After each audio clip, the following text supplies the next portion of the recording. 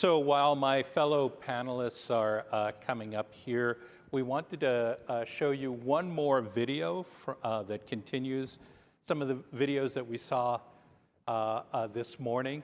And you see this session is about building adult capacity and commitment to teach, reach, and lead. And I think that this video is going to allow us to start the conversation. So we'll play the video, and then we'll start the panel. School needs to organize for strong relationships. You look pretty, Miss Turner. Thank you, baby. When a strong relationship exists with a teacher, with a mentor, with an advisor, with a school administrator, it actually can reverse the effects of adverse experiences. Children are amazingly resilient if they get that opportunity for attachment, for comfort, and for problem solving with a caring adult.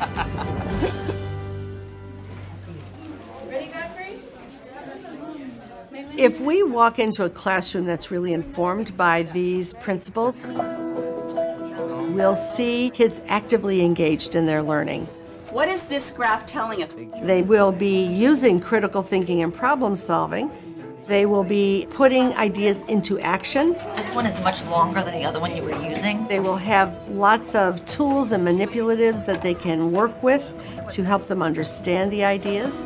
And as they undertake these tasks, they're building both the social and emotional foundation, and they're also building cognitive abilities. Any volunteers? Go up and do a priority list.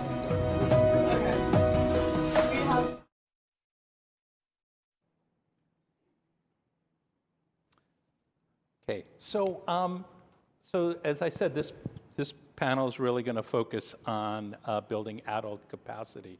I hope that as we go through and have a conversation with our panelists, that you also think of questions.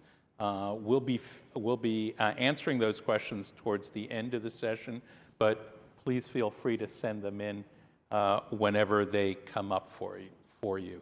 I have a little bit of good news, speaking of adult capacity, on malleability, which is that even here, I made a note because otherwise I was going to forget it. See, it says that new findings contradict the notion that older generations have less flexibility in the brain. This is really good news for me. Learning is, and that learning is basically over when you're older. And this couldn't be further from the truth. And I read that from a website, so it's got to be true. So I'm excited to be able to moderate this session. I'm Steve Fleischman. I'm the incoming chairperson for the Forum for Youth Investment. I'll come back and say a few words in a minute, but I first want to set up this plenary session, let you know how we're following on the morning plenary session, which established this importance of getting to a broader, more integrated commitment to learning that puts expanding access to supportive relationships and environments at the center of all of our efforts to promote youth success. And we're going to turn to practical questions now. How do we get there? I'm kind of Karen said, in the meantime, when she was taking big questions, she also said, in the meantime. So I'm a little bit of an in the meantime person, and I think I'm joined by fellow panelists who really have worked hard in the meantime while we're trying to get to the world that we all want to live in. So we're going to be asking questions about what roles can schools of education play? How can education researchers help pivot the discussions that we're having? What can superintendents do? And if you look in your program, I'm going to remind you about a couple of things that you can pull out if you want to follow along. One of them is you can see all of us listed on page 22 of your program if you want to see a little bit more about each one of us, and look at our Twitter handle so you can follow us if you're interested in things that we say. But I'm joined by Camille Farrington, Senior Research Associate, University of Chicago Consortium on School Research. and Valerie Kinlock, the Dean of the School of Education and Professor at University of Pittsburgh. And Jonathan Raymond, let's see if we have somebody from Sacramento, former superintendent of Sacramento City Unified School District. So welcome to the three of you. Karen asked me to say a little bit about kind of how I wound up sitting in this chair. So let me kind of move quickly through 3 points in my life that I think connect to learning happens in all kinds of settings at all kinds of times. The first is that from about the age of 16, when I was still in school, I started working in restaurants, and my first career was running restaurants and owning a catering business. And I didn't stop learning. I learned a huge amount of things. I learned how to follow directions. If I didn't follow directions, things didn't turn out as they should. Or if I didn't follow directions, I wasn't helping out the team or getting the job done. I learned a lot about chemistry. If you've tried to make a sauce, emulsion is really important. So I learned lessons about chemistry there. I learned about cultural competency because I worked with people from all over the world. If you've worked in restaurants, you know that is a great opportunity to learn about people coming from all kinds of different circumstances, all kinds of parts of the world, and you learn to live together, work together, become friends. So that's the first thing. Did a lot of learning there. The second is I was a school teacher. I was a middle and high school teacher for about 8 years. And I know I hope there are a number of teachers in the audience today. Are there? Educators? School people? Okay. So what I learned there was that most of my fellow teachers needed to change the way they looked at students and the way they interacted with students. That's not to dismiss anybody and not to diss my fellow teachers. They were great teachers, but not very good educators. What they knew how to teach what they knew how to teach, but they didn't know a whole bunch of other things. I learned this the hard way because one year I was a social studies teacher, and I gave the history. We were allowed to give awards, and I gave a history award to a student who had done something several years before I knew him that was, for most of the teachers, irredeemably bad. And he did something that was really, really inappropriate and hurtful to some fellow students. But that had been years before. And it had nothing to do with what he did in my classroom, what we did together, what he had achieved. So some of the teachers wanted to essentially block me from giving him the award. And I thought, well, what does this say about people looking at the potential that everybody has, or how we develop and change over time, or how we work through some mistakes we make to achieve what we can be? It was conversations like that that made me not want to be in the teacher's lounge. So much so that I actually volunteered to be the middle school lunch monitor. So you've all been to middle school. You know what that's like. And I said, I'd rather be with the middle school kids while they're making a mess of the cafeteria than to be with my fellow adults who were not going to believe that every single kid had talent, could do great things. So that's not to diss any teachers, but just to say that was my experience. And it put me on the road that I got on eventually. I just retired from being the CEO of Education Northwest. It's a nonprofit headquartered in Portland, Oregon. Anybody from Oregon here? Yay. So Education Northwest has been around for about 50 years. And when I became the CEO a few years ago, I thought that we were too narrow in our focus really focused on K-12 education, formal schooling, not enough on all of the other settings in which learning occurs. So one of the things that we did a few years ago is we merged with an organization called the Institute for Youth Success that does youth development work in order to kind of say, let's break down some of these areas in which you go, that typically some people go work over here and some people go work over there. And let's make an organization that tries to work and meet kids wherever they are. And that led me to the fortunate event of being invited to serve on the forum's board and to work with Karen Pittman and the great staff at the forum, who you get to see when they introduce these sessions, and leads me to moderate this panel, which I'm really excited about. So I'm going to ask Valerie, Camille, and Jonathan a set of questions. Some of them are going to be directed individually, but I'm going to try to kind of also ask questions that each one of them can answer as well, more global questions.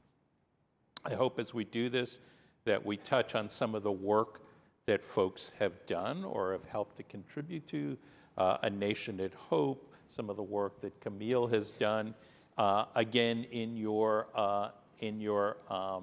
conference bag, you will find a summary of the work that Camille and colleagues have done called Foundations for Young Adult Success. You'll find in your bags Jonathan's book, Wildflowers, which is a great book and really makes the case that superintendents need to listen to. And you'll see, again, the quick guide or all of these kind of quick visual guides that the forum has put together. We'll have one of them up here in a couple of minutes. So we're looking to talk about how to strengthen adult capacity and commitment from the classroom to a citywide initiative, and how to address the power imbalances when you start to work in these complex systems. And the reason that these folks are on stage is not only are they really great in the fields in which they work, they're actually boundary spanners. They have not stayed in their lane. They have tried to figure out how to work in bigger systems than the institutions that they typically inhabit, or the roles they typically play. I'm a dean, I'm a researcher, I'm a superintendent, but beyond that, how do we really work in the systems that we can influence to have bigger impacts? So I'm going to start with Valerie and ask a question about institutions. So the institution that you lead right now. So what role or what roles do or can schools of education play really to broaden a change agenda that goes beyond how we typically prepare teachers or perhaps even educators? Thank you for that question. And thank you all for being here for this afternoon session. I'm Valerie Kenlock from the University of Pittsburgh, Dean of the School of Education. And the question that you ask in terms of the work that schools of education should do or could do, I like how you said that the three of us don't stay in our lanes, because lanes are meant to be crossed. And in order for the work to happen in terms of schools of education in this country, I think that fundamentally we have gotten many things wrong. While we've gotten many things right, we've gotten many things wrong. And one of the things that I think that we've gotten wrong is how we think about education. We oftentimes think that education happens inside of schools and during school time. And we think about schooling as this great equalizer. And the reality is that we should be talking about learning. We should be talking about the ways in which we are helping people think differently about learning in this country. We should be thinking with young people and kids. We should be thinking with teachers and administrators and families and community organizers and activists and healthcare workers and people in industry about learning and what learning means differently today than it did 50 years ago. And in a school of education that is committed to thinking about learning, we also have to think about how we prepare teacher educators and teacher education candidates to walk into different types of learning environments. We talk about schools a lot. We oftentimes don't talk about schools in relation to learning in out-of-school contexts. And that's the work that I think we need to do in schools of education in this country. We need to think differently about what our purpose is. We need to reframe our work in terms of it is about learning. It is also about access and affordability. It is about going into spaces that might not be our own spaces, but spaces where people live and people are working and people are interacting with other people and they're seeking to make a difference in their lives and in the world. And until schools of education can really grapple deeply with what it means to think about educational equity, what it means to think about social equality, what it means to say that we fundamentally live in a racist capitalist society, and what's the responsibility of people who are committed to learning differently to addressing these social and economic ills that confront us on a daily basis. And so when I think about the schools of education question, I think about these things. A few things come to mind. I think about the types of questions that we need to ask differently. So question number one for me would be a question about what do we mean when we talk about learning? What is it that we mean when we talk about crossing boundaries? What is it that we are doing inside of our classrooms on a daily basis? And how do we become people who are in positions to affect really radical change? And by radical, I'm talking about naming these structures that oftentimes prevent people from being successful, opportunities that are limiting the abilities of people to really think with each other about partnerships and collaboration. And at the heart of this, for me, I have to be honest, at the heart of this is really thinking differently about how we talk about racism, how we talk about homophobia, capitalism, how we talk about inaccessibility when it comes to working with different types of people when we talk about learning. And I believe schools of education in this country in particular play a really important role in reframing this entire conversation from education and schooling to thinking about learning across multiple contexts and with different types of people. So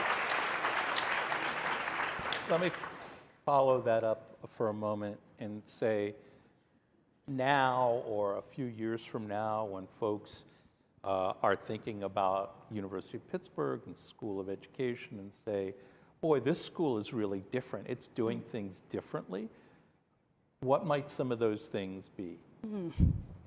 That's a great question. This was not planned. I have to find our new mission vision statement for the School of Education. We just passed this new mission vision statement in January of this year. And it actually, for me, it helps to frame what we should be doing, and not just at the University of Pittsburgh, but in particular at the University of Pittsburgh School of Education, but in schools in general. And our new mission vision statement reads, we ignite learning. We strive for well-being for all. We teach. We commit to student, family, and community success. We commit to educational equity. We advocate. We work with other people. We work for justice. We cultivate relationships. We forge engaged partnerships. We collaborate. We learn with and from communities. We innovate and we agitate. We pursue and we produce knowledge. We research. We disrupt and transform in equitable educational structures. We approach learning as intertwined with health, wellness, and human development. We address how national, global, social, and technological change impacts learning. We shape practice and policy. We teach with and for dignity. We think, we dream, we lead with integrity, because we are the School of Education at the University of Pittsburgh. And so in 5 years... That's big. Thank you. So, in 5 months, in 5 years, in 20 years, regardless of where we are, members of the School of Education at the University of Pittsburgh, the reality is that people voted for a new mission vision statement. People voted for new cultural drivers and values. We voted for a new strategic plan. We have redone our bylaws and governance structure. And the reality is this: we can talk about the work of educational equity from schools of education in this nation all day, but if we do not implement institutional structures and policies that get us to think deeply about educational equity with other people, we're talking about learning. And so in order to actually get to that place, we have to have structures in place that are different from what they used to be. And if you do not believe in educational equity, if you are not ready to agitate and innovate, if you are not ready to talk about engaged partnerships with communities, then the reality is that you might not belong in the School of Education at the University of Pittsburgh. Yeah, I actually want to bring Camille and Jonathan into this conversation, particularly because I know diversity and equity have been important issues for the two of you in your own work.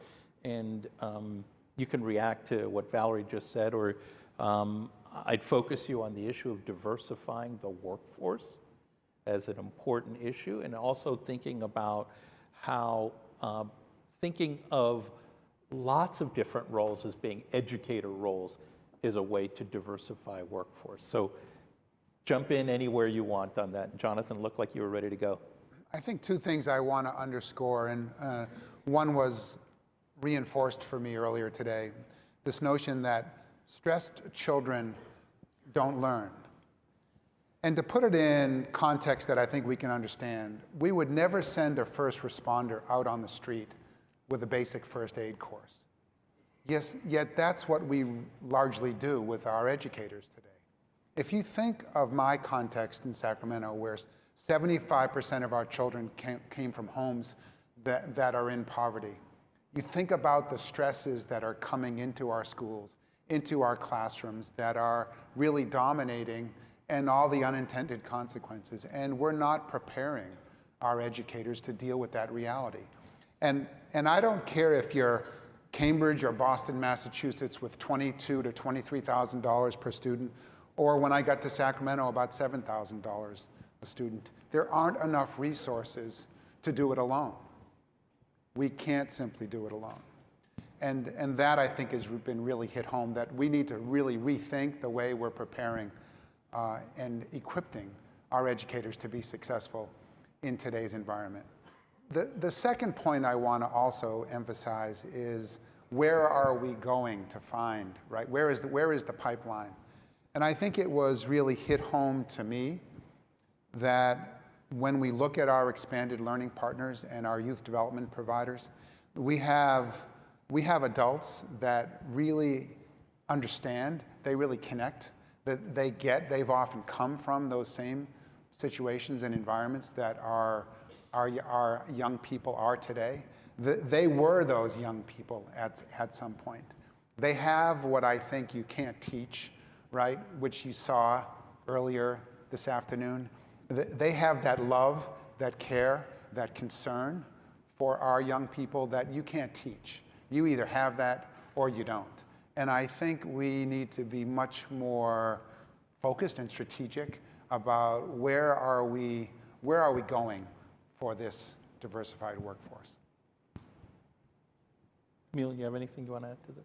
I would just add that it's a lot easier to have, so I've worked as a teacher for 15 years in Oakland, then in Wisconsin in an all-white rural community, and then in Chicago. So in those three different contexts, that conversations around racism, for example, are very different when you're in a community that is an all-white community, or you're in an area that serves primarily black and brown kids, but you have a majority white teaching staff. And that the diversity of the folks in the room matters a lot in terms of just the accountability of people in the room having that conversation. And so the importance of a school staff or an education staff and a program staff in a youth development program reflecting the community that they serve, I think, is just so critical for just the accountability of what and the perspectives that other folks bring in the room. Right. And as a researcher, there's a host of research to back up that observation. Absolutely also. True. Absolutely true. Valerie, did you want to extend this in terms of thinking about the diversification of the educator workforce? I agree with both of them. The reality is that in the last 8 years or even more, we have experienced declining enrollment in teacher education programs in schools and colleges of education in this nation. And it's a reality. And it's not just in Pittsburgh or in the state of Pennsylvania, it's across the nation. And when we think about declining enrollment, we also have to stop and think about the fact that many of our students in teacher education programs are white women, and the majority of them are not Black and brown people. And so how do we then interrupt that particular narrative? And we talk oftentimes about pipelines, and we talk about having initiatives from high schools into colleges, and I think those are important, but those aren't enough. And I go back to thinking about learning differently. How do we think about teacher education programs as working in community with people who might not be seen as educators, but they're educators? How do we work with people who might not be degreed or credentialed, but they have all of this experience and they're affecting some positive change in the lives of kids and adults? And if we're not providing access to resources for those people, then we're still going to continue to have the same conversation about pipelines and teacher education in this nation that do not benefit the majority of the people who need to be in our programs. Thanks. Let me turn to a specific question for you, Camille, and it's around this report. Foundations for Young Adult Success. This is considered the seminal piece. The forum uses it and has been using it for years as one of the kind of foundational pieces to do the work that we do.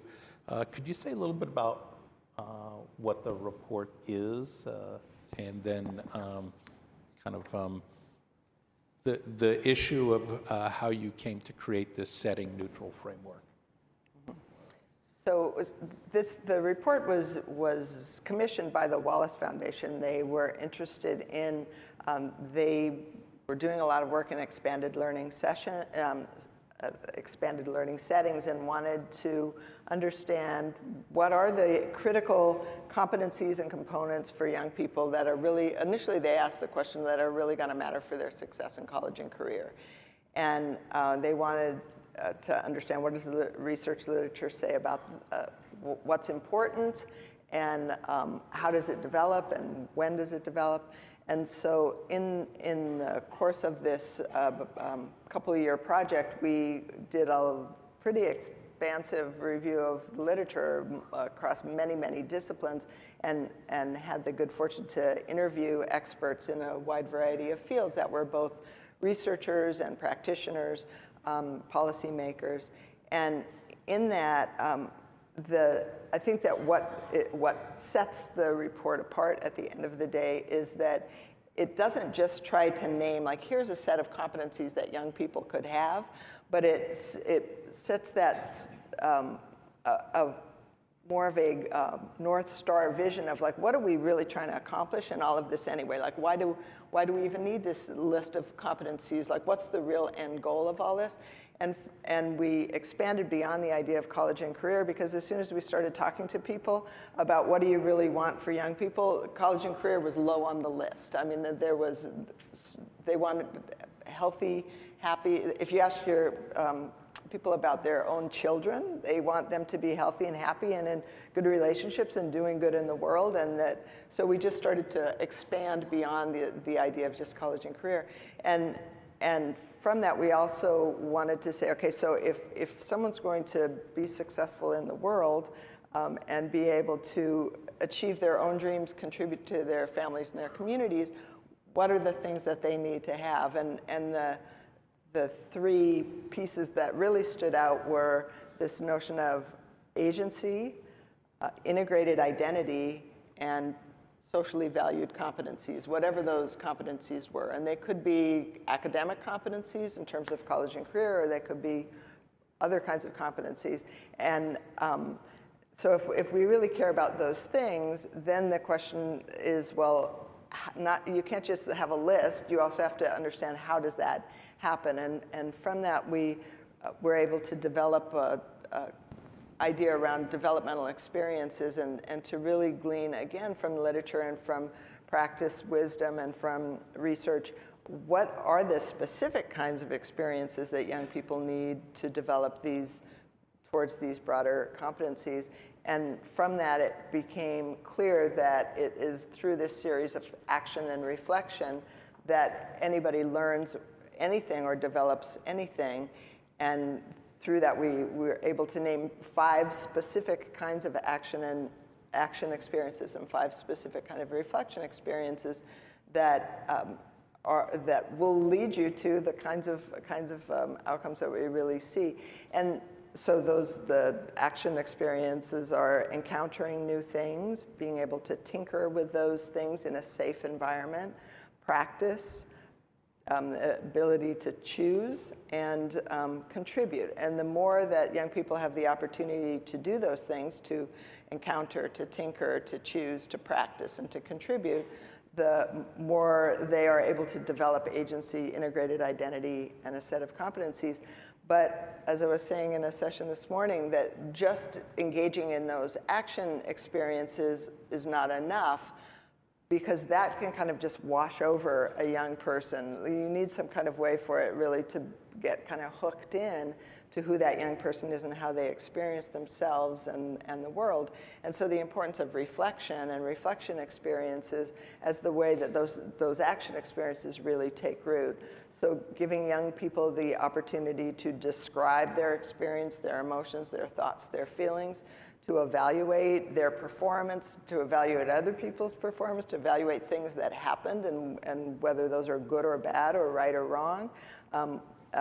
Opportunity to connect what they know to other things that are important to them. The opportunity to envision themselves in the future and envision a world that they want to create. And lastly, the opportunity to really integrate and talk about, well, what is the meaning of this for me? And what am I going to carry forward from this lesson? And if we don't provide space both for those experiences and then for those opportunities to reflect, then a lot of stuff nothing can come of well-intentioned activities. And sometimes I will talk about, you can take a bunch of kids on a field trip to the Science Museum and they can run all around and push buttons and do all kinds of things. But at the end of the day, they may have learned nothing if there was not really an opportunity for them to engage and think and reflect and talk about the meaning of that.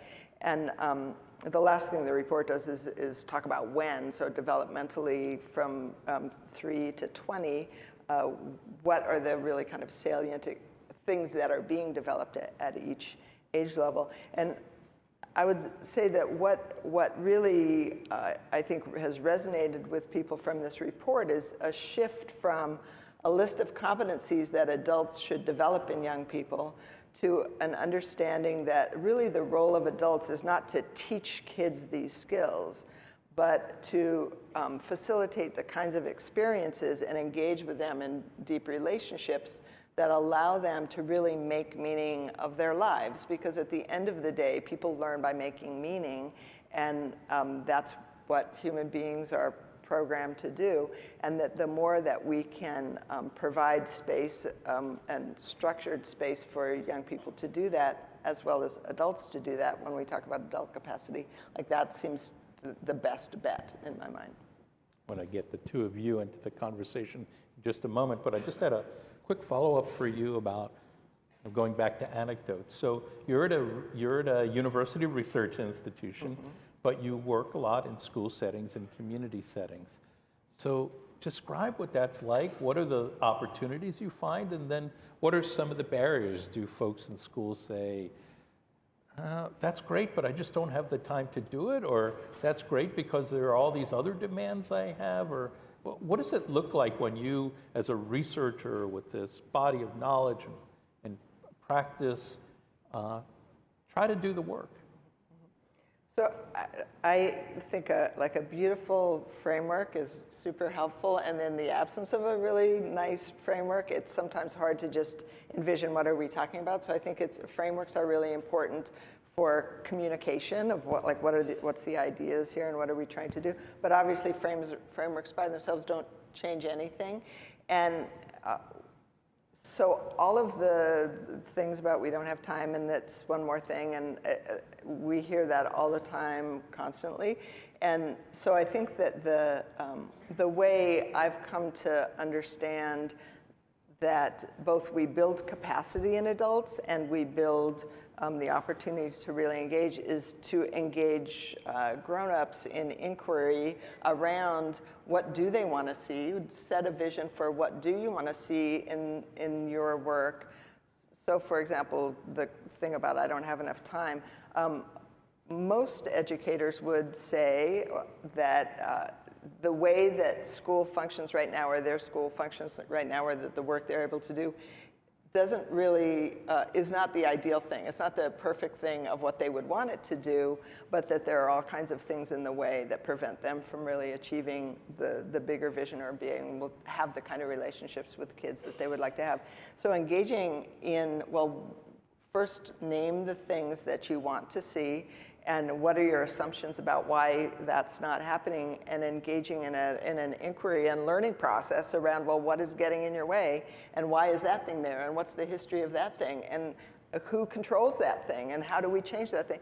But it's through the engagement in those questions and interrogating, what's the difference between the way we do it and the way we actually would like to do it if we had some, felt like we had more control. And I think it is through that process that people gain the control and then the ability to do some of the dismantling of the things that are in their way.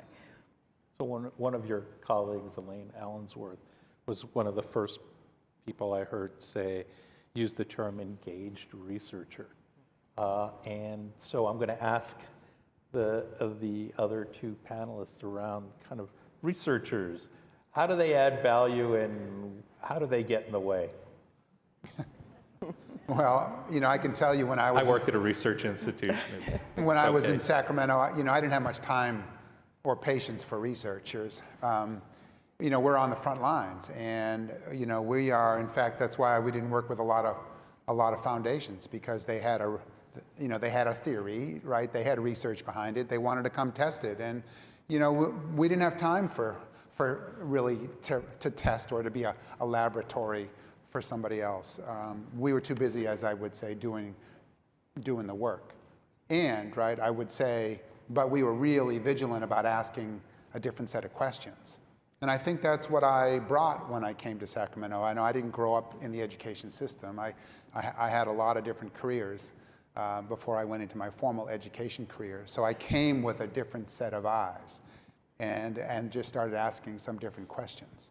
And when you start asking what's best for kids, you start to hear if you're willing to listen. And that's what I really tell superintendents or those that aspire to be superintendents is look, you really need to listen. And number one, you need to get out of your office and start getting into schools and get into the community. We had an alternative high school in Sacramento. And I was the first superintendent in over 6 years to go visit that high school.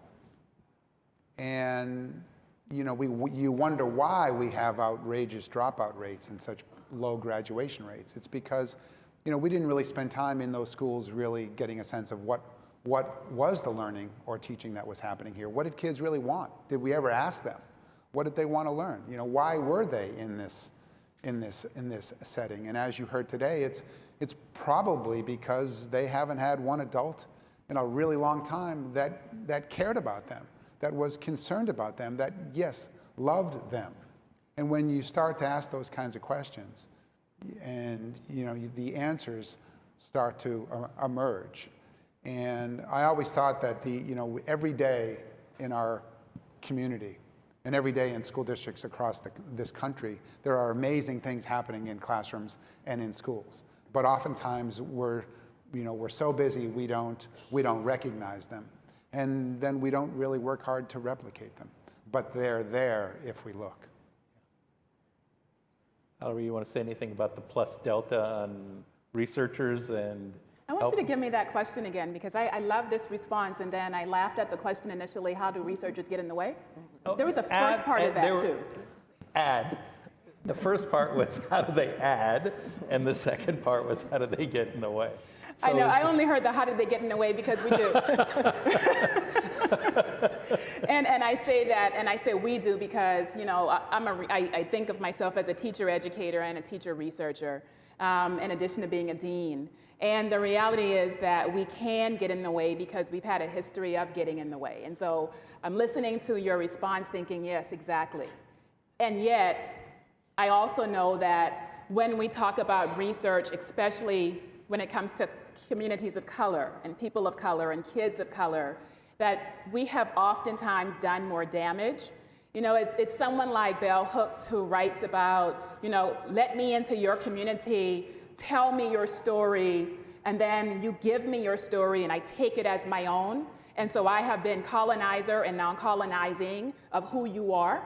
And in this country, you know, I think we all know, and especially people of color know, that the damage that has been done when we think about people coming in and taking and reappropriating, and when we see it again, it doesn't look like ours, but it was ours, and it becomes theirs when they've never owned it. And so I say that because as someone who believes in research, I also believe that we have to engage in this work from an ethical position. What are the questions that we're seeking to answer? And I can't answer questions without working side by side and learning from kids and their families and teachers and educators and administrators. So research can get in the way and researchers can get in the way if we are colonizing, if we are reappropriating, and if we're engaging in harmful work. Research and researchers can really produce great work if we understand that at the beginning of the day, we enter this work because human lives depend on us getting it right. Our kids depend on us having different kinds of conversations. You know, we have to think about the practice as connected to the research and both informing the other. And for me, research is really important if it actually can move mountains and if it can have an agenda that's humanizing and caring, and we can start asking questions about learning and access and opportunity for people who need to ask those questions and have them answered. And I think if we can do that work in humanizing and loving ways, then research has a major role to play in how we think about learning. But if it's about harm and danger, then research can't happen.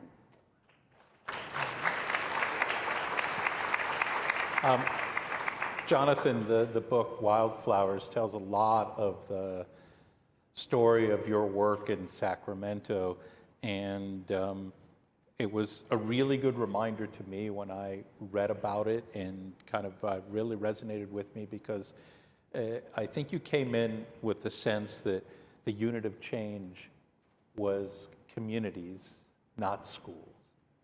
That you really focused on a variety of things that engaged communities. So I'm wondering if you could say a little bit about how you see the work that you did as different than perhaps what another superintendent might have been doing had they taken over Sacramento City Schools.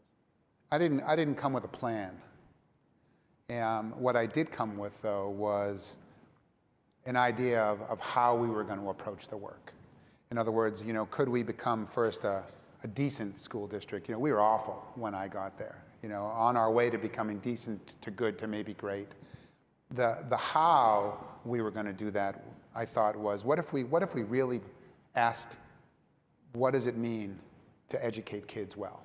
What does it mean to put kids in the middle and make every decision that was in their best interest? Could we, the adults in the community of Sacramento, really do that? And what would it look like? Could we, the adults in the community in Sacramento, figure out a way to work together? Because we really hadn't. And could we, no matter what our jobs were or our role in the community, could we get a little bit better at that work every day? Notice I didn't say the what we were going to do, because I knew that if we listened, if we got out into the community, we would hear the what. We would hear, you know, we want summer and after school programs. We want to feed our kids differently. We need to modernize our facilities and make them green. We need more career pathways. We need more dual language immersion programs for our Asian communities, our Latino communities, right? We need more the what would come from the community if we listened. Because I knew what we had been doing to date just hadn't been working. We had been trying to do it all by ourselves. And I think some of the most important things, it wasn't simply engaging, right? But it was about empowering.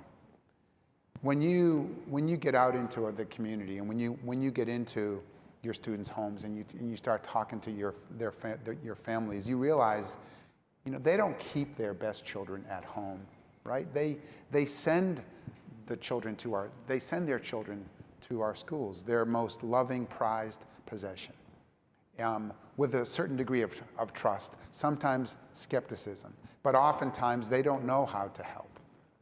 They haven't been asked. Nobody's ever come across their threshold and said, by the way, what are the hopes and dreams for your child or your children? And that's a place where we really figured we had to start. We had to, again, start asking those different kinds of questions and then being willing to provide the space. The space for the questions to start coming back at us. The space for young people to start to find their voice and to express themselves. And the courage and the ability to take risks when the things we heard sometimes didn't make sense. It can get messy. Sometimes you feel like your families and your students are going rogue on you. But I used to joke that I was in charge, but not in control. And I think once superintendents realize that there isn't a lot you're in control of. You are in control of the message. You're in control of the shared vision that you can help to create in your community. And you can be enough in control to take your hands off the wheel. That's really, really, really important, and something that I wanted to make sure that folks understood by helping to share and to tell my story. And to also let folks know that this is doable.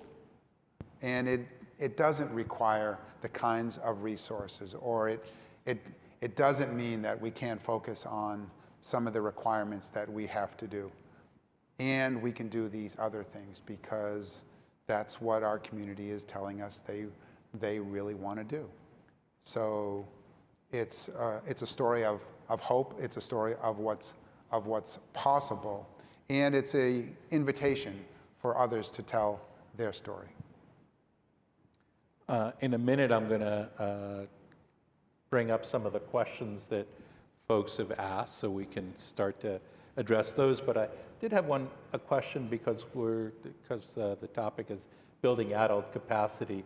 Jonathan, specifically, kind of what did you do in that area for the principals, for teachers, for others working in the school? And beyond that, was there something that you did to help adults in the community kind of have greater capacity to meet the needs of kids? We engaged our adults in every aspect of their ability to become learners. We had our principals help us implement and design, as well as our teachers, the new standards, the new assessments, the new prompts. We asked our principals to be quality reviewers and had them help define what does a high quality school look like, and how do we know? And then we trained each other to be reviewers. We opened up a school community review process where we asked our community members and parents to also define what does a high quality culture and climate of a school look like. And then would you be interested in reviewing your school and each other's schools? So we helped them and trained them.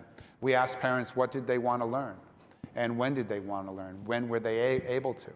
We asked every school to create a parent resource room, to turn it over to parents to say, this is your room, this is your space. You do with it what you want to do with it. And some of those things were just non-negotiables, right? And that's what I think leadership does. Leadership can help to set the direction. Leadership can help remove the barriers and provide the resources. And when the going gets tough, right? When we're having high stakes testing and standards, and you're going to get a review team coming in from the state, leadership has people's backs that have done the work and taken the chance to be part of this movement. Long after a superintendent and part of their team comes and goes, what's left behind are the people that live in that community. And I think one of the greatest things that a superintendent can do, as I say, is give a license, give a mortgage to those people that live in your community, that are going to be there, that have made that commitment to have an opportunity. There are diamonds in the rough in your school district, in your community, that are just waiting for an opportunity to have the light shone on them, to give them a chance. And you'll be amazed at how those people step up and are willing to put their shoulder to the wagon and push it up the hill. Thanks. I'm going to, Tom, I think, is going to help me out. And I'm going to ask him to put up the once in leadership question. Is that possible, Tom? Okay, so I'm going to read it out, and let's see. It should come up. I believe that this might have been directed towards you, Jonathan, but I think that we can generalize it, which is, once in leadership, when did you realize you needed SEL? And then, how do we help high-level leadership? This is the part that I think applies to all of you. How do we help high-level leadership embrace this learning for themselves and their teams? When my kids came home from the first day of school and said, "Dad, guess what they fed us for breakfast today? Corn dogs." I knew we needed social and emotional learning in our schools. But seriously, I often would joke, but it's the truth, that I learned from my 3 children and the 47,000 that I was fortunate enough to learn with and to help lead and to advocate for.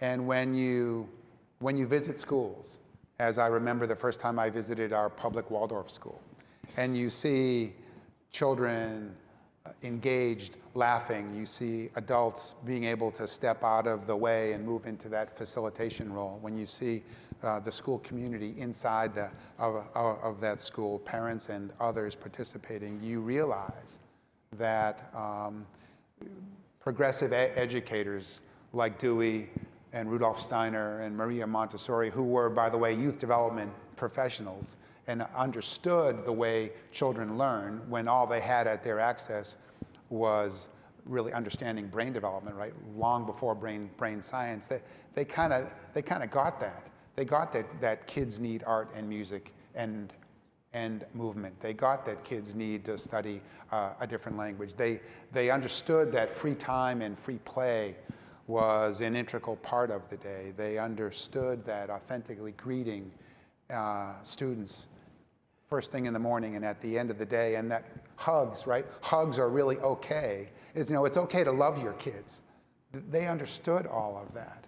Then when you get out and you see a school district that's really bereft of that, you suddenly realize that we need to embrace a new paradigm. And we don't have to look for a silver bullet solution or the latest reform of the day.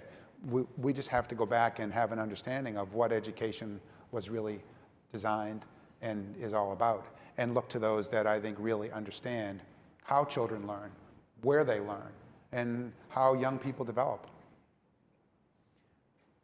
Thanks. I'm gonna ask a question that got 19 thumbs up. And I think this one is for all 3 of you. And I also think that if I ask it, we might be here for a really long time. So I'm going to ask you to really hone in and see what you think, which is, how do we disrupt institutions that have been designed to keep others out?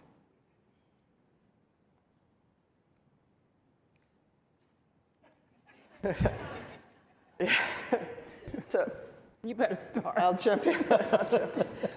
So in schools particularly, I think it's critically important that educators realize the history of schools and realize the extent to which that statement is true, that schools were in fact designed to stratify and select, and with the assumption that really only a small percentage of young people have potential.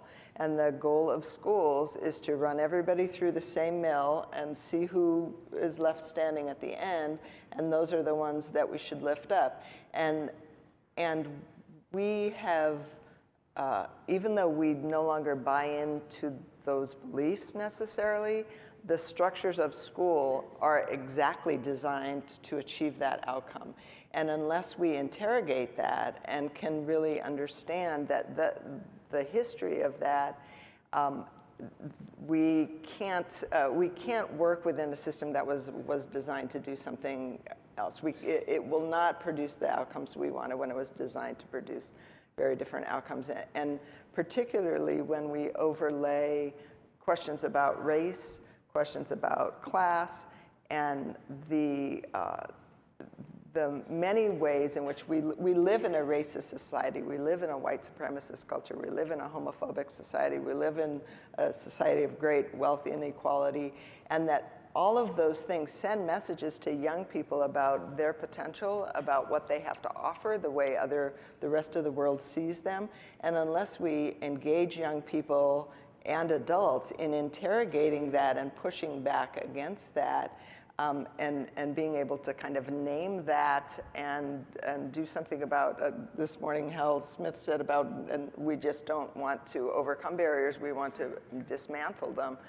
I think that the fundamental structure of schooling is one of those things, maybe not in the meanwhile, but like ultimately that it's engaging in the ways in which racism and some of the kind of ills, poverty, some of the ills in society, it's not as if schools are benign structures and that those things are on the outside and then kids come in with these problems.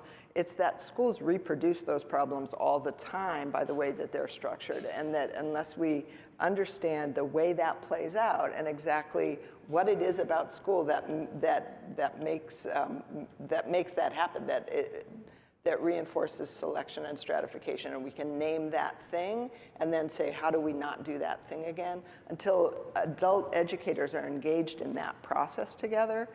And I think there is a role that researchers can play, because we're really good at engaging in inquiry processes. That's what we know how to do.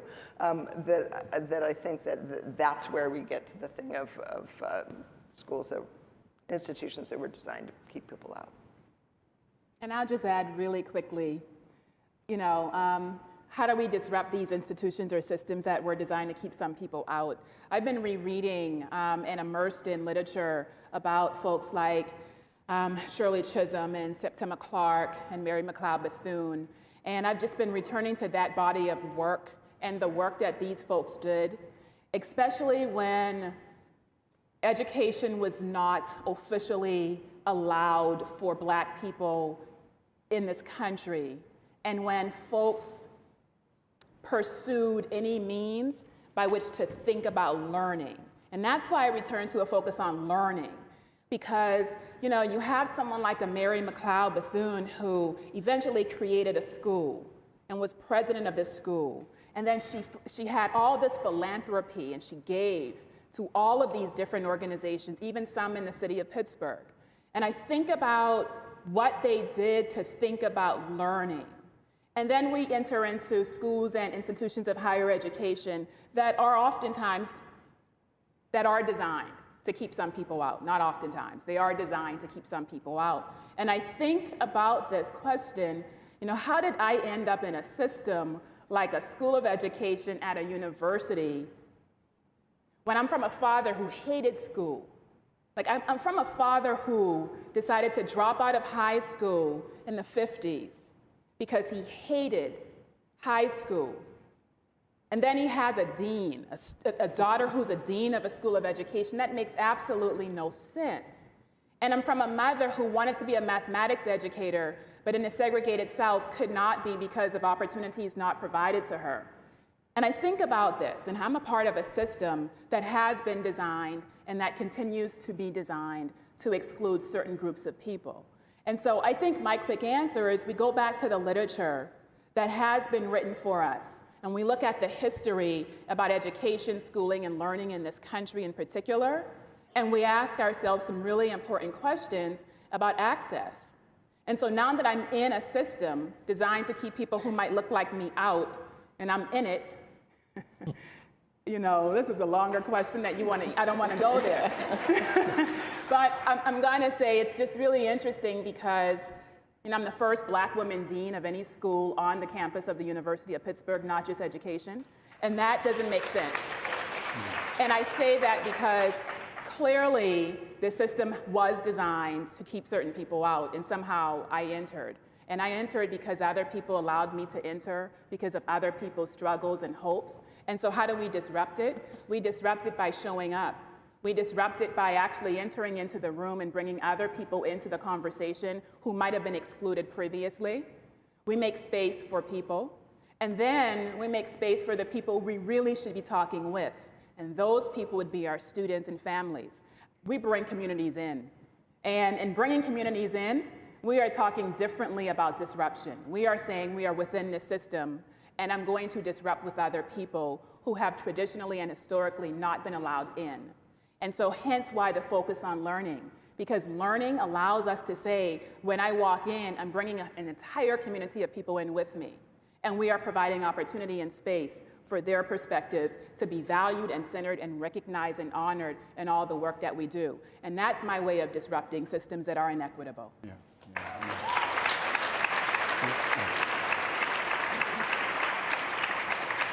And leadership, right? Leadership that is willing to take risks. Short little quick story.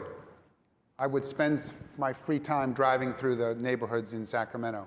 And you know, in most spaces and most neighborhoods, there were chained up fences and yards with barking dogs. And the only green spaces in our neighborhoods and communities were our schools that were all locked and chained.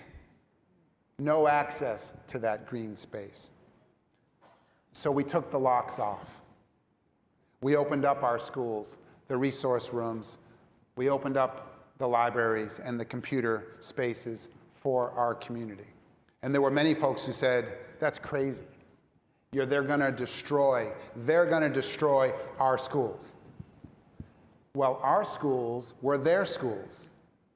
Schools don't have communities. Communities have schools. Sometimes leadership's about taking risks and taking off the locks.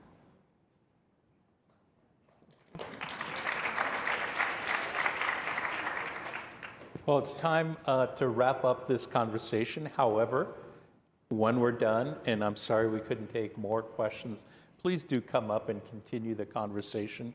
For right now, I'd ask you to just thank the panelists for really insightful and inspiring comments. Thank you.